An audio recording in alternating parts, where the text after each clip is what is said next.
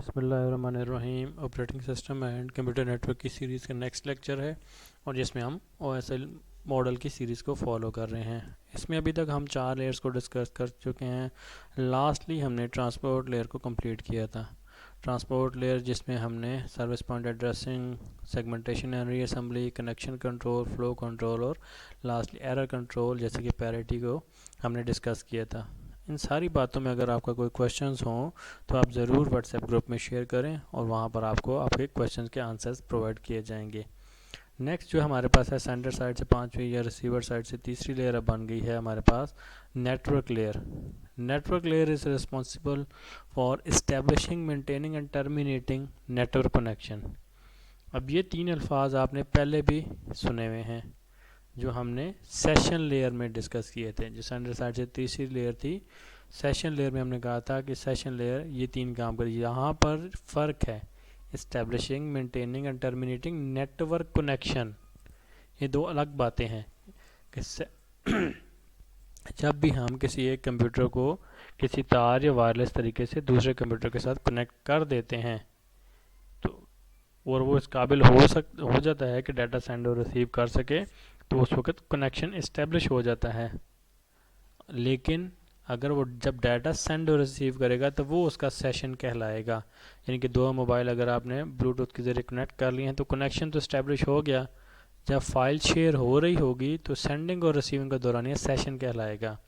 तो यहाँ पर आज हम कनेक्शन की बात कर रहे हैं कि सेंडर और रिसीवर कंप्यूटर एक दूसरे के साथ कनेक्शन को इस्टेब्लिश रखा जाएगा, उसको मेंटेन रखा जाएगा, उसको फिर टर्मिनेट किया जाएगा। It manages the delivery of data from source to destination, जिसकी वजह से एक कंप्यूटर के साथ एक कंप्यूटर से लेकर दूसरे कंप्यूटर तक डाटा सक्सेसफुली सेंड और रिसीव किया जाता है।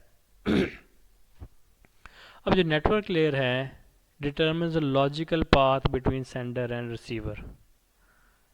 लॉजिकल पाथ से आपको लॉजिकल एड्रेस याद आना चाहिए, और लॉजिकल एड्रेसेस हमें पता है, हम आईपी एड्रेसेस को लॉजिकल एड्रेसेस कह रहे होते हैं। हमारे पास हर कंप्यूटर में 2 तरह के एड्रेसेस होते हैं। एक हमारे पास मैक एड्रेस होता है और एक हमारे पास आईपी एड्रेस होता है। अब जैसा कि मैं इस कंप्यूटर में अगर बात करूं, इस कंप्यूटर की जो मेरे पास है, इसका अगर मैंने मैक एड्रेस और आईपी एड्रेस चेक करना है तो सबसे पहले मैं कमांड प्रॉम्प्ट ओपन करूंगा। अब कमांड प्रॉम्प्ट में सिंपल सी कमांड है ipconfig।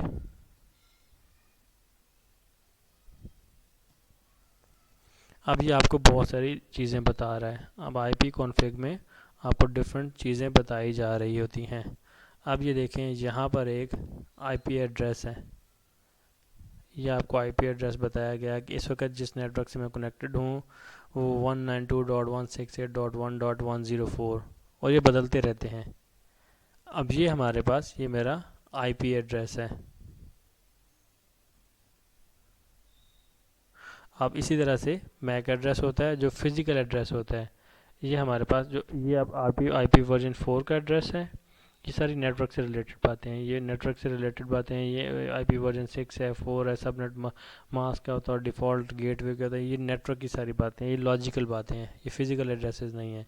इसी तरह से हमारे पास एक फ़िज़िकल एड्रेस होता है जो कंपनी जो होती है जिसने इस लैपटॉप में नेटवर्क कार्ड लगाया था, उस कंपनी ने उस कार्ड को एक नंबर दे दिया था, वो उसका फिजिकल या मैक एड्रेस कहलाता है। तो हम लॉजिकल एड्रेस की बात कर रहे हैं जो मैंने आपको दिखाया है। अब लॉजिकल एड्रेस यहाँ पर जो नेटवर्क लेयर है वो logical path between sender and receiver.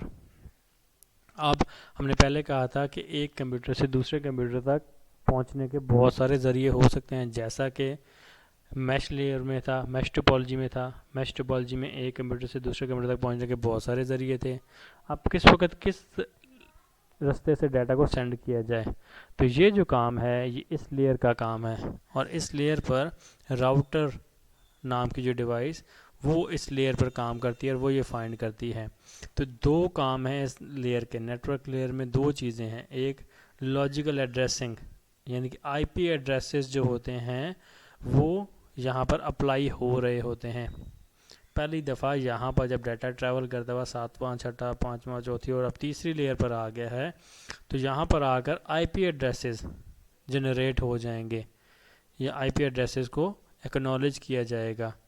The logical addressing implemented by data link layer, जो इससे निचली लेयर है, दूसरी layer, handles the addressing problem और locally if packet passes through network boundary another addressing system is required. ये बताया जा रहा है कि अगर हम आईपी एड्रेसेस की बात कर रहे हैं और एक नेटवर्क में एड्रेसिंग का मैकेनिज़्म कोई और था, दूसरे नेटवर्क में मैकेनिज़्म कोई और है, तो दोनों को आपस में कंपैटिबल बनाना वो भी इस लेयर की ज़िम्मेदारी है, क्योंकि हमने कहा था ओएसआई मॉडल है ही कंपैटिबिलिटी को इंश्योर करने का नाम। और जो भी लॉजिकल एड्रेस या आईपी एड्रेस बनाया जाएगा वो जो पैकेट्स बनाए थे उस पैकेट के साथ अटैच कर दिया जाएगा। अब उस पैकेट के साथ एक और चीज़ अटैच हो जाएगी, एक और हेडर जिसे हम कहते हैं हेडर, एक और हेडर अटैच हो जाएगा जो कि आईपी एड्रेस होगा। और राउटिंग में से मुराद ये है कि राउटर नाम की जो डिवाइस है वो एफिशिएंट पाथ फाइंड करती है ए और बी के बीच में। ए और बी के बीच में जो शॉर्टेस्ट पाथ होगा जहाँ से डाटा सबसे जल्दी जाए एक कंप्यूटर से दूसरे कंप्यूटर तक, एफिशिएंट पाथ वो होता है जिसमें एक कंप्यूटर से दूसरे कंप्यूटर तक डाटा सबसे जल्दी पहुंच जाए, चाहे वो सबसे लंबा ही हो। बाज़ दफ़ा ये होता है कि अगर आपने एक गली से दूसरी गली में जाना है तो बीच में जो शॉर्टकट है अगर वो ख़राब है,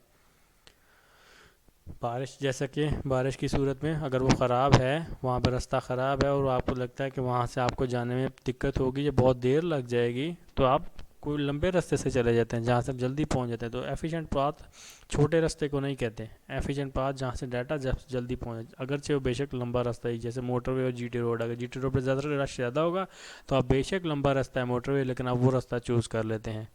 तो नेटवर्क लेयर पे दो काम हो रहे हैं। सबसे पहला काम तो ये हो रहा है कि लॉजिकल एड्रेसिंग को अप्लाई कर रहे हैं, आईपी एड्रेसेस जनरेट करके अटैच कर रहे हैं।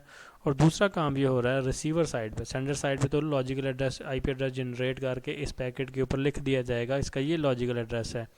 लॉजिकल एड्रेस जैसा कि अगर मैं आपको दिखाऊं लॉजिकल एड्रेस, तो लॉजिकल एड्रेस में इस तरह की कोई सूरत होती है 192.168.1.104 जैसे मेरा था, तो उसमें हम देखते हैं कि वो क्लासेस होती हैं और क्लासेस के अकॉर्डिंग डिसाइड होता है कि नेटवर्क का पार्ट कौन सा है और कंप्यूटर का नंबर कौन सा है, नेटवर्क का पार्ट, ये डिफरेंट।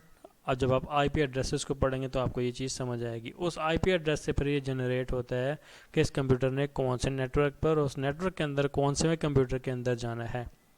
तो ये दो काम, सेंडर साइड पर नेटवर्क लेयर का काम आईपी एड्रेसेस जनरेट करके लिख दिए जाएँ रिसीवर साइड पर, और उसके अकॉर्डिंग उन आईपी एड्रेसेस के अकॉर्डिंग फिर रास्ता तलाश किया जाए सेंडर साइड पे कि कहाँ से किस पैकेट को किस रास्ते से भिजवाना है कि वह जल्दी पहुँच जाए।